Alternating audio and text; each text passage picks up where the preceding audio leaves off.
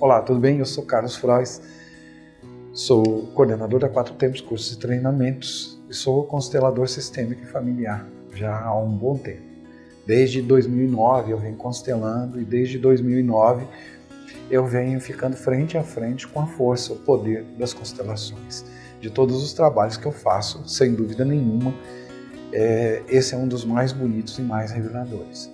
Então eu queria que você ficasse um pouquinho comigo nesse vídeo, ele é um vídeo mais longo, já vou te avisar logo de cara.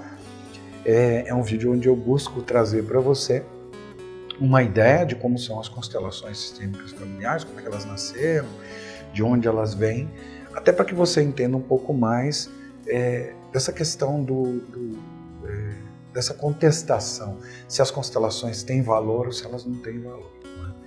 Eu não vou dizer para você sim ou não, eu vou dizer para você. Assista o vídeo até o final, tire suas próprias conclusões, você verá que existe sim toda uma base científica por trás disso. Né? E a ciência, o método científico dentro da psicologia, ele segue um paradigma diferente, ou seja, um modelo diferente daquele modelo que você seguiria dentro da mecânica ou dentro da matemática. Então é necessário que você entenda, é necessário que você perceba todos aqueles que estão envolvidos dentro desse processo e aí sim você pode tirar suas conclusões. Né? Bom, e para falar de constelações sistêmicas familiares, a gente não pode deixar de falar no Bert Hellinger. Anton Sweet Bert Hellinger, ele é um alemão e hoje ele ainda está vivo. Não é? Nós estamos aqui em 2018, ele ainda está vivo.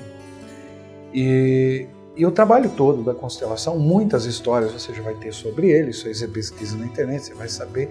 Mas hoje eu quero contar a partir do momento em que ele volta da África. Né? Todo mundo já sabe que ele foi para a África, que trabalhou na África, foi para lá numa ordem religiosa, fez um trabalho como padre, ordenado nessa ordem religiosa. Só que ele volta para a Alemanha, ali na década de 60, então ele voltou para a Alemanha.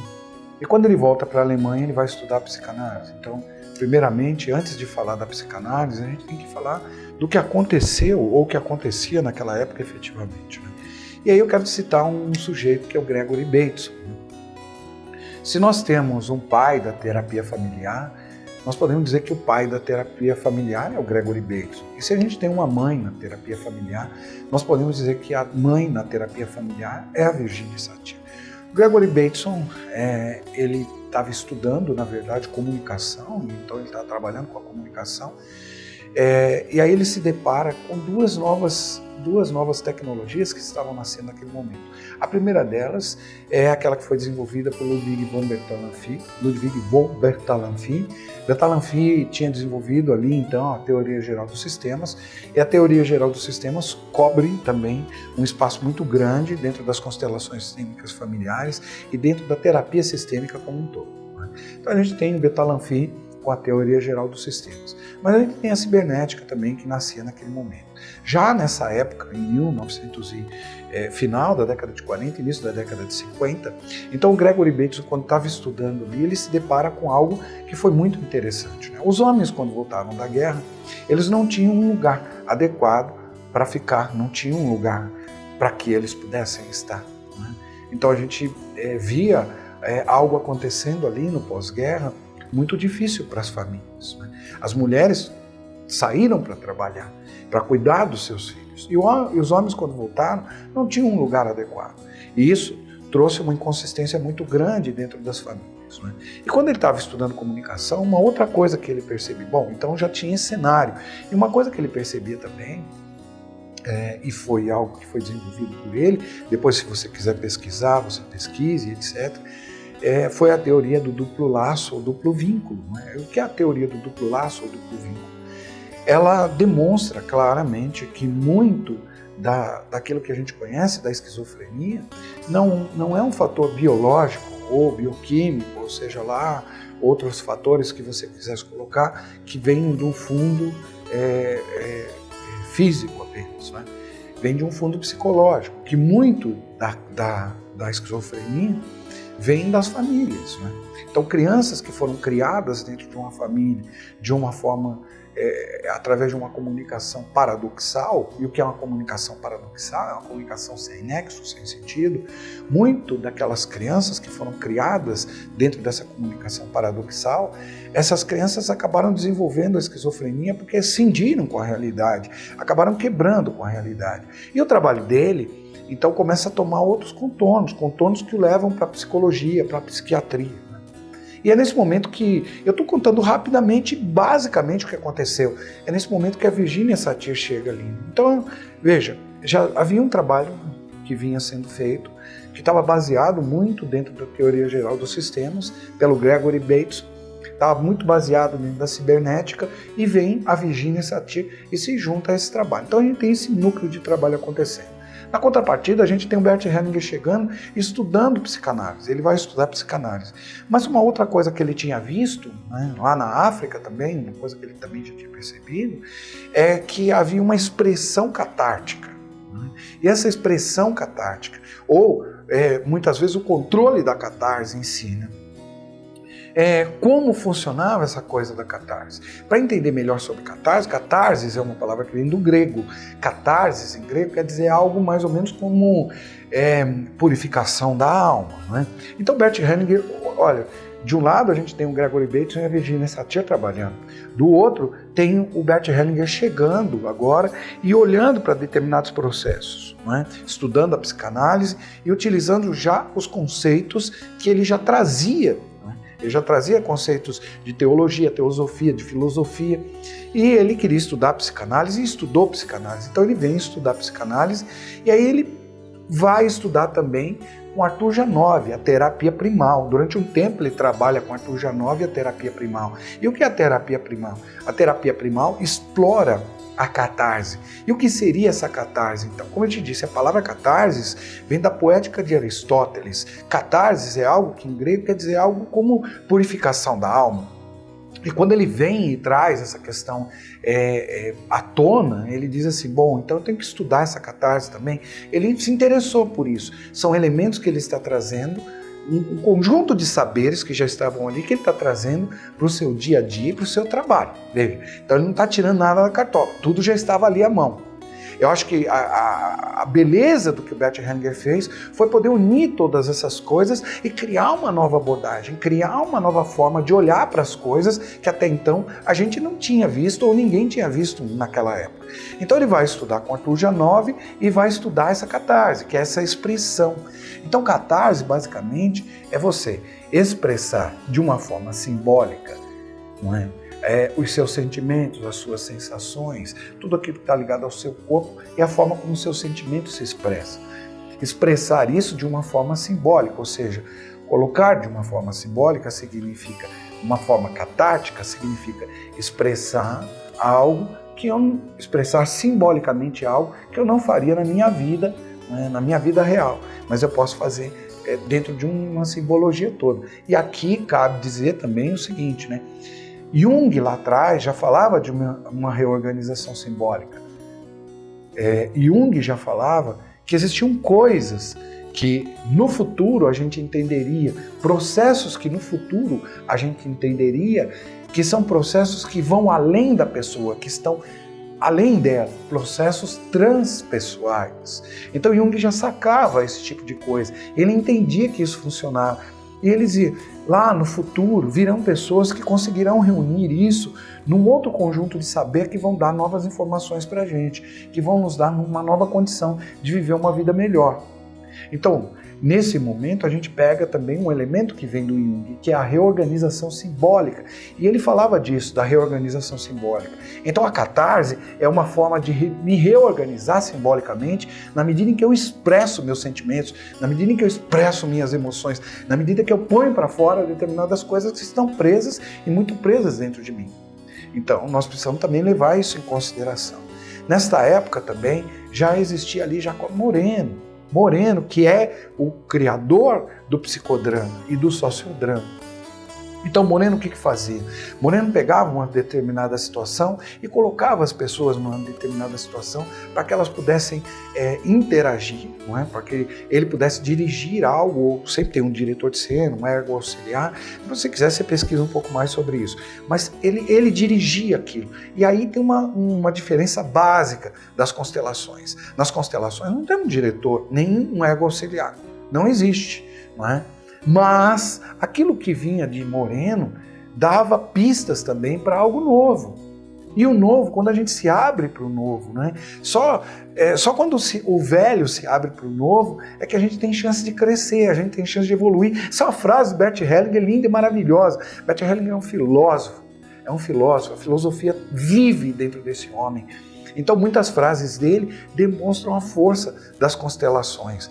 Mas nós não podemos esquecer que ele estava olhando para todos esses saberes que estavam aí. E todas essas ciências, sem exceção, elas fizeram e construíram esse saber em cima de um método científico. Lá atrás, quando Undit começou, antes até de tudo isso, quando Undit começou a estudar o ser humano e o comportamento do ser humano, ele já fazia algumas observações. Skinner também já faziam testes e mais testes. Então Bert Hellinger já pegou todas essas coisas. Ele sabia que o comportamento é inerente do homem, mas que um comportamento não é algo que nasça do nada. Um comportamento nasce a partir das referências que nós temos. Então ele olha para essas referências e entende que existem essas referências. E essas referências se tornam algo importante dentro do estudo dele. E aí o que ele faz então? Ele vai, num primeiro momento, imagine o seguinte, a Virginia Satir tinha um trabalho que ela chamava de esculturas familiares. E o que eram as esculturas familiares? Ele toma contato com esse trabalho. As esculturas familiares nada mais eram do que tirar daqui da cabeça de alguém uma imagem e colocar essa imagem agora num lugar onde a gente pudesse olhar para essa imagem. Sabe o que isso quer dizer? É materializar um pensamento. Aliás, tudo que está à nossa volta são pensamentos materializados.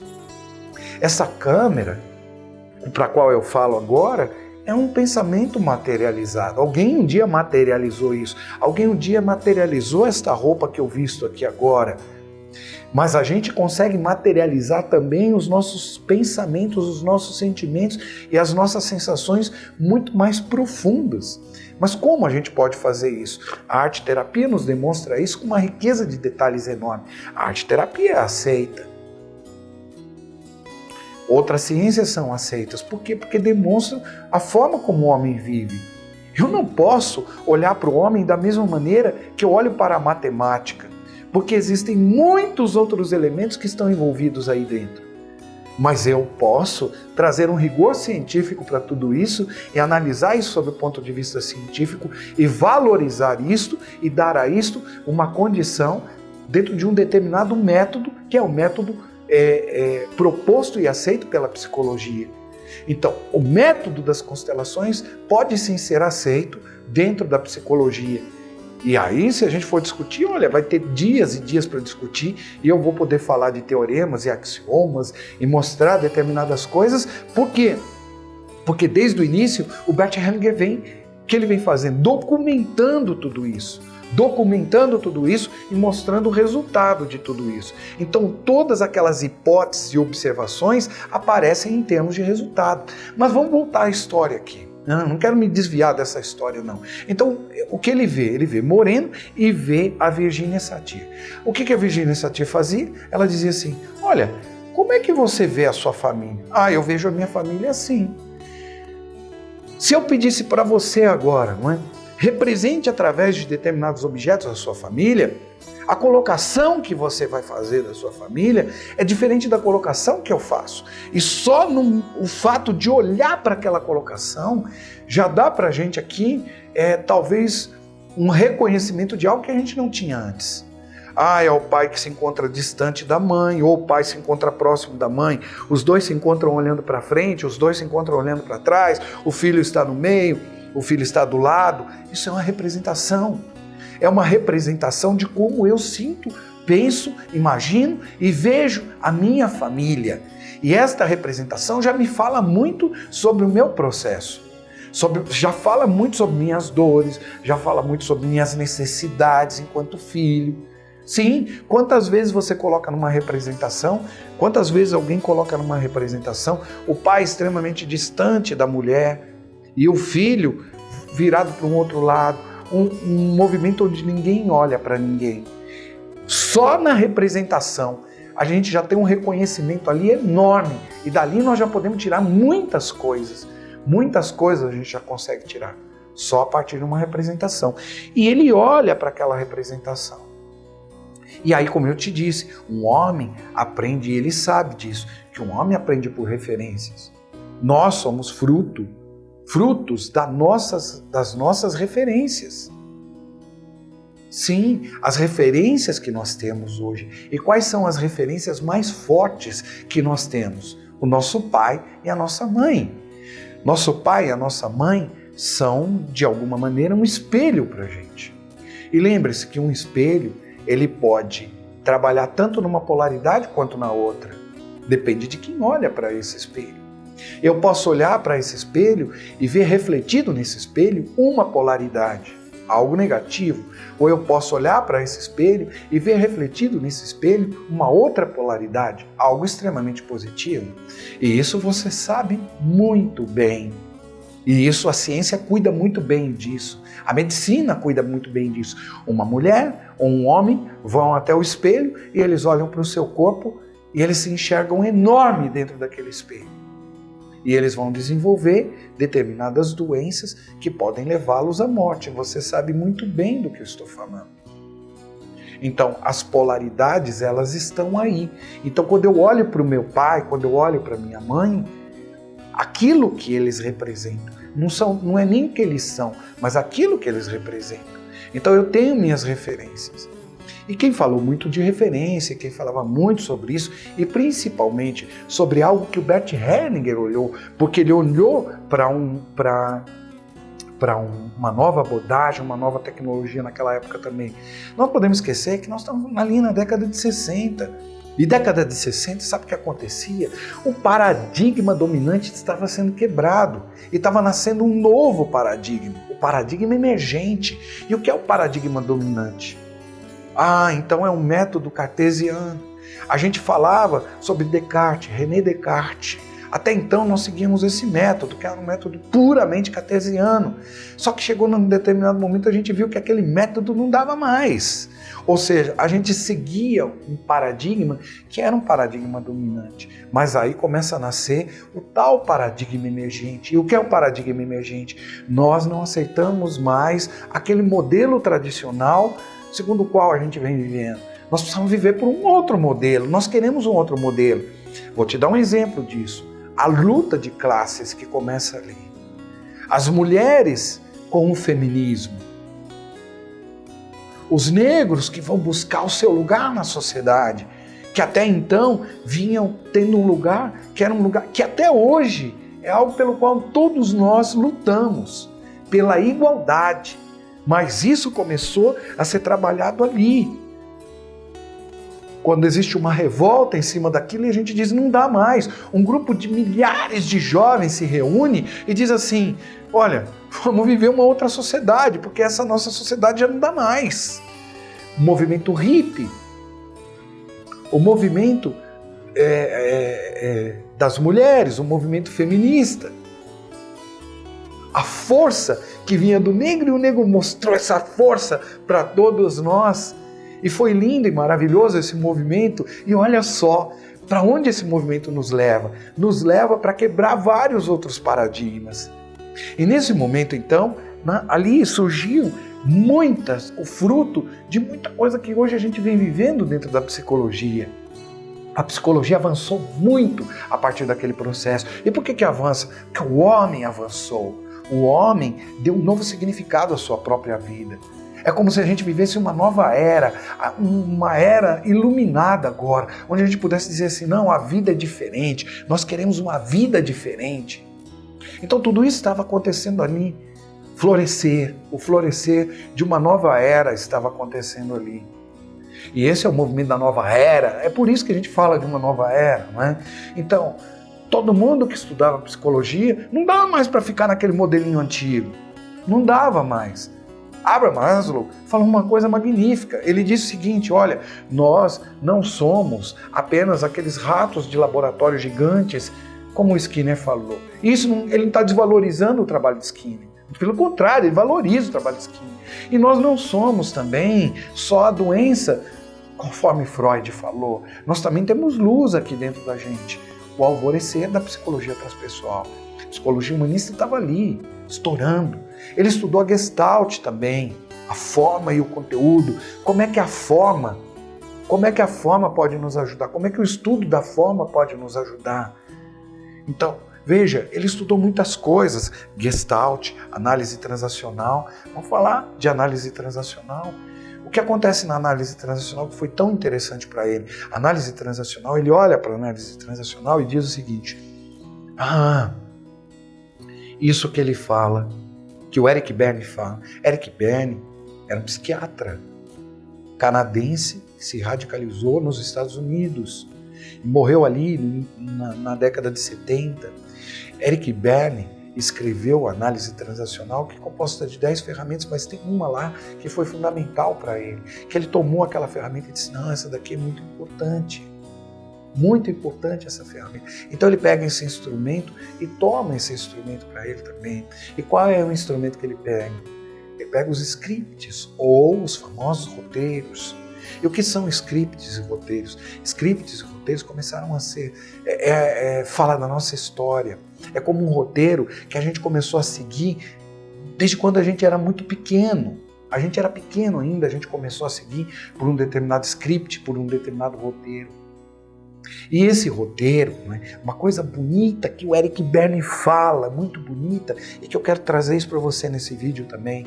O Eric Berne dizia para a gente o seguinte, você imagine que você não tem apenas um roteiro, que você não tem que seguir por esse roteiro, mas imagine que seja uma sinopse que você pode transformar.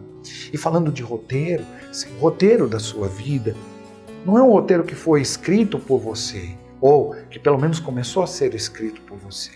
É um roteiro que começou a ser escrito pelos nossos pais. Você não nasceu onde você queria, nem na época que você queria, e nem na condição social que você queria. E muito menos talvez tenha tido o nome que você gostaria. Não, você nasceu numa época em que seus pais, de alguma forma, determinaram isso. Em conjunto eles determinaram. Isso foi uma decisão deles, ou até não uma decisão deles. Entre aspas, né? Porque de alguma forma eles sabiam que você poderia surgir a partir daí. Mas o nome que se deu, o lugar que se deu, a condição social, não é algo que você tem escolhido. Não somos tão donos assim da nossa vida como a gente imagina. Sabe quem disse essa frase? Anja Celine Schutzenberg, que criou a psicogenealogia ali em 1988. Ela criava a psicogenealogia. Ou seja, nós não somos tão donos assim da nossa vida como a gente imagina. Então o que acontece quando o Bert Hellinger olha para aqueles roteiros, ele diz assim, então tem uma coisa que ele vem seguindo, que ele nem sabe que ele segue, mas talvez ele siga histórias familiares e muita coisa que está envolvida dentro de tudo isso. Então veja, quantas pessoas eu já te falei aqui hoje nesse vídeo.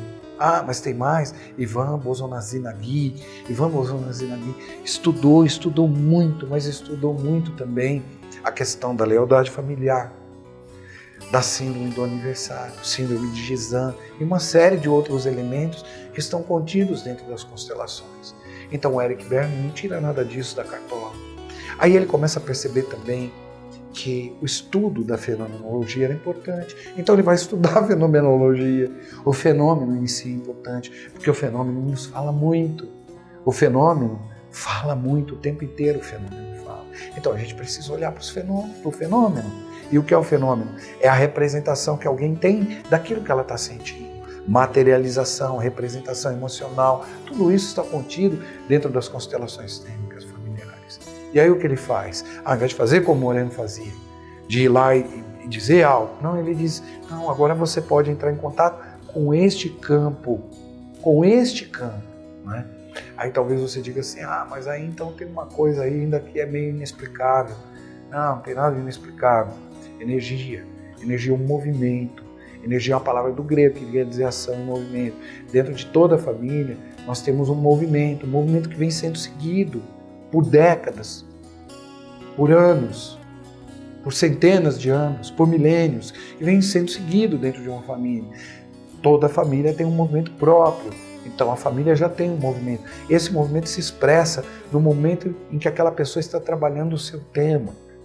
E o mais incrível disso, o mais incrível é que fica claro e evidente para quem está constelando algo, o quanto aquilo é real, o quanto aquilo é verdadeiro e o quanto aquilo é benéfico para essa pessoa. Então, como é que a gente pode comprovar as constelações? Através da experiência de cada um.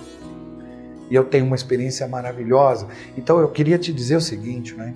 Com tudo isso que eu te falei, então, se a gente for dizer que se a gente chegar aqui e afirmar que as constelações sistêmicas familiares não têm uma base científica, nós vamos ter que derrubar esse povo todo. Como é que a gente vai derrubar esse monte de gente?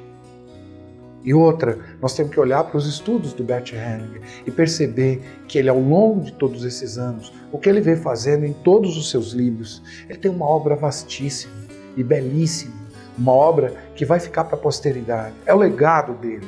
Ele está nos deixando isso como legado.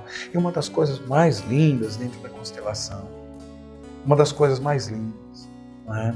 Você não vai ver um constelador dizendo que ele é o melhor do que o outro constelador. Não.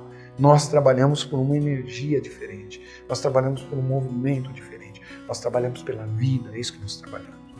Qual é o bom constelador? O bom constelador é aquele que trabalha pela vida.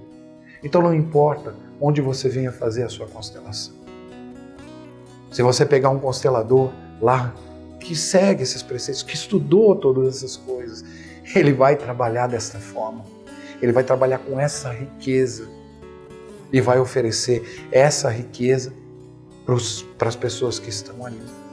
E entendendo qual é o seu papel dentro de uma constelação. O nosso papel dentro de uma constelação é apenas fazer parte daquilo ali. E aí a gente olha para os sistemas, não é? Então, naquele momento, o que está sendo representado ali, o que está vindo à tona ali, é um sistema. Né? Então, veja, lá no início eu te falei de um biólogo, Ludwig von Bertalanffy, o Bertalanffy, prêmio Nobel pela teoria geral dos sistemas. E o que ele nos diz sobre sistema? O que é um sistema? Um sistema é um conjunto de elementos que trabalham de forma inter e intradependente, criando sinergia na busca de um objetivo maior, de um objetivo comum, mesmo que eles nem saibam qual é esse objetivo comum. É isso que a gente vê dentro das constelações. Existe um trabalho por um objetivo maior, e esse objetivo maior se demonstra dentro das constelações. Se você não for a uma constelação, eu te convido, vá a uma constelação. Não importa onde seja, com quem seja, mas vá a uma constelação, porque vai te ajudar e vai ajudar muito. Te ajuda a pensar o mundo de uma forma diferente. A terapia sistêmica, não é? Essa abordagem sistêmica, nos ajuda a olhar para o mundo de uma forma diferente, a entender que nós somos parte desse mundo, que de alguma forma a gente faz parte desse mundo, que a gente está envolvido dentro desse mundo. De alguma maneira nós estamos aí, estamos participando desse grande sistema. Então, primeiro esse biólogo, depois a gente tem um outro biólogo, Rupert Sheldrake, que vem com os campos morfológicos ou morfogenéticos e demonstra para a gente que existe um outro movimento que nos liga de alguma forma, que faz com que a gente caminhe de alguma maneira, coisas que são passadas dentro da família, coisas que acontecem entre pessoas ou dentro dos sistemas nos quais eles estão envolvidos.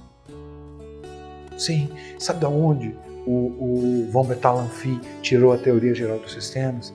Ele olhou para uma planta e disse assim, uma planta por si só, ela não pode se desenvolver do acaso. Tem que ter alguma explicação para isso.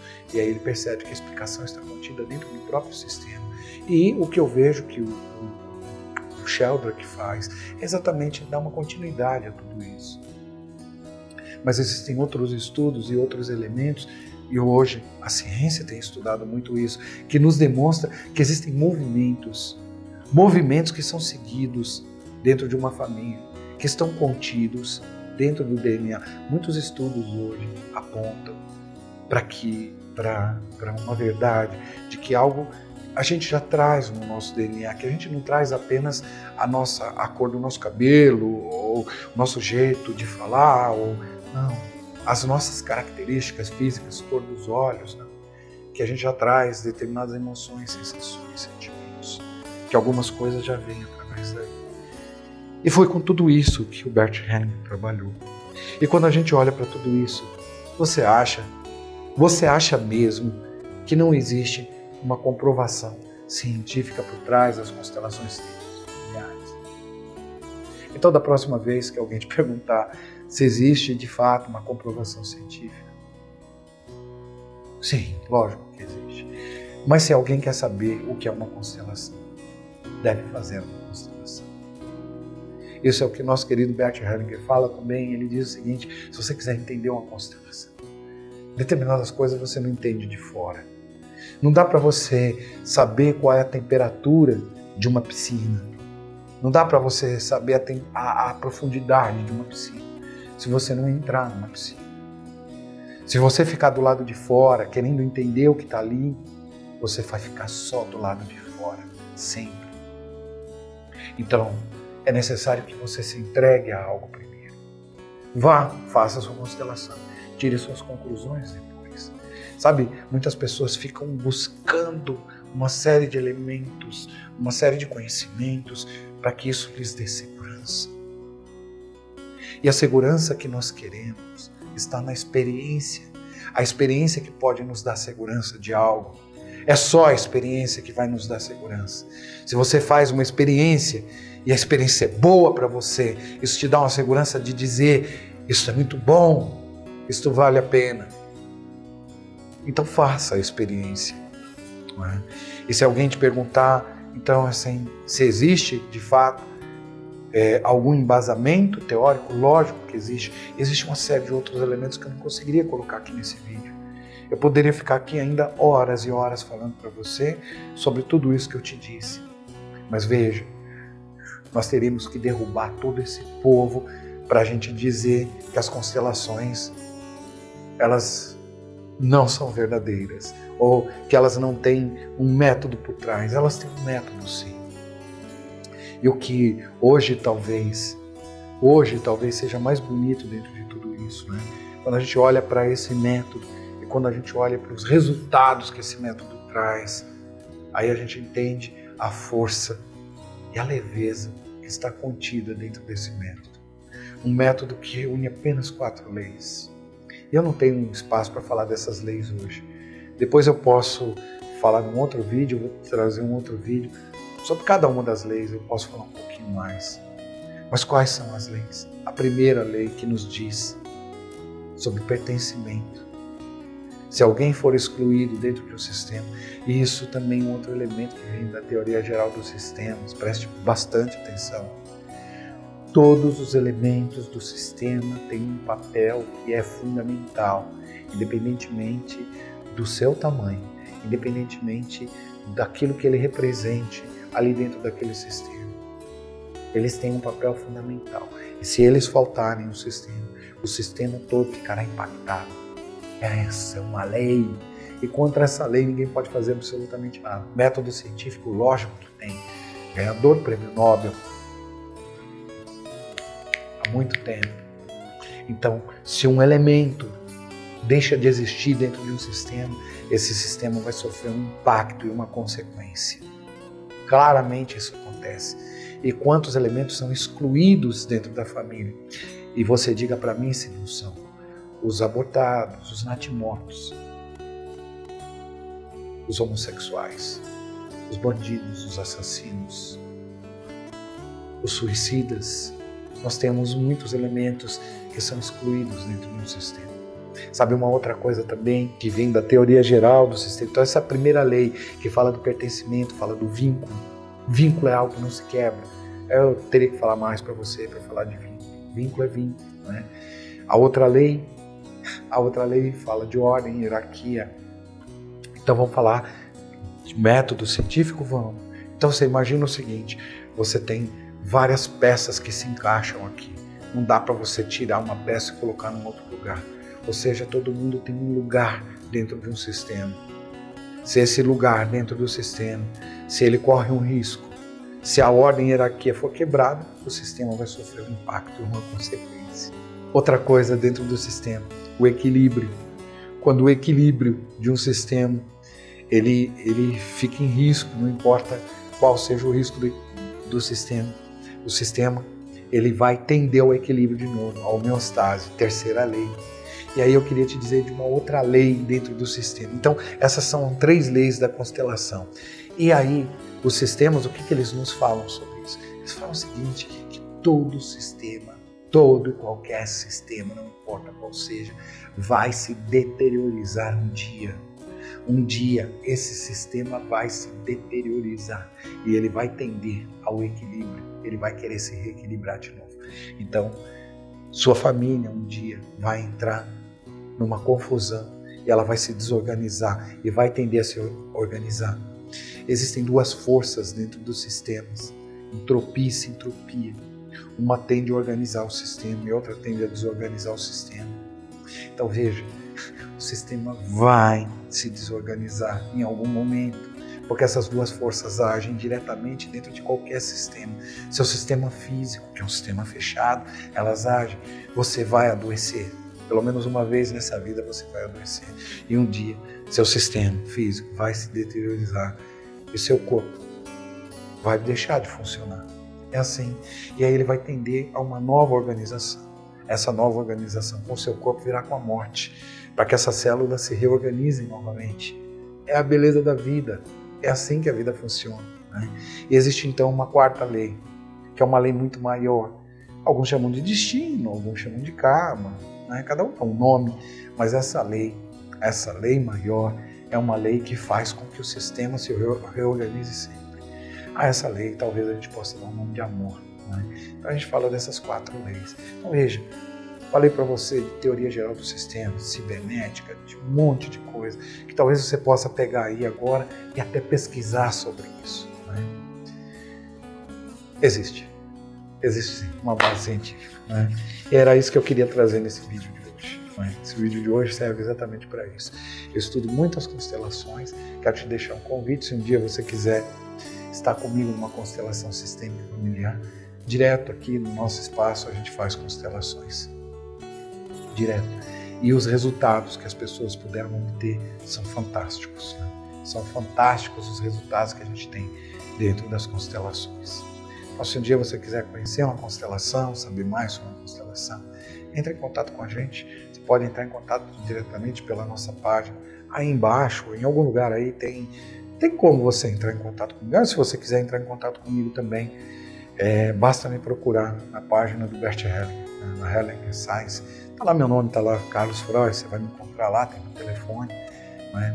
Então, tem meu e-mail está lá, então você pode entrar diretamente em contato comigo. Se quiser deixar alguma dúvida, perguntar alguma coisa, faça aí seus comentários. Lembra de assinar o canal, lembra de, se você gostou, né, não curtir. Isso me ajuda a trabalhar aqui e pergunte mais coisas, né? Coloque dúvidas, coloque questionamentos e tenha certeza que eu vou respondê-los na medida que eu puder, do jeito que eu puder, né? E trazendo para você esse embasamento todo, porque é isso que eu gosto de fazer, né? Eu gosto de desmistificar as coisas, entende? Então, posso sentar e discutir com qualquer pessoa sobre todo o embasamento teórico e sobre todas as condições científicas que existem por trás das constelações. Posso sim, poderia fazer isso sim, e sempre eu posso fazer isso. Então, queria te agradecer por ficar até o final desse vídeo e dizer a você que a gente se vê num próximo vídeo, num próximo momento. Até lá, um grande abraço. Obrigado. Valeu.